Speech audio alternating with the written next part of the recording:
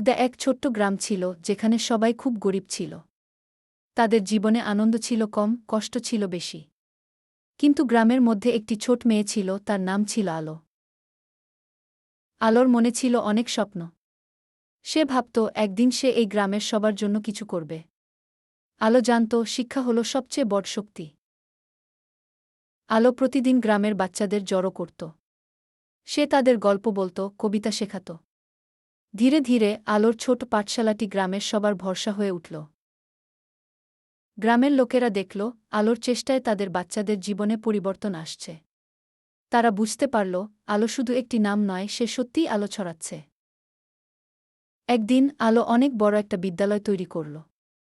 গ্রামের সব বাচ্চারা সেখানে পড়াশোনা করত। আলো প্রমাণ করল ইচ্ছে থাকলে গরিব হয়েও মানুষের জন্য অনেক কিছু করা যায়। আলোর গল্প আমাদের শেখায় ছোট ছোট কাজ দিয়েও বড় পরিবর্তন আনা সম্ভব। নিজের স্বপ্নকে বাঁচিয়ে রাখলে একদিন তা সত্যি হয়।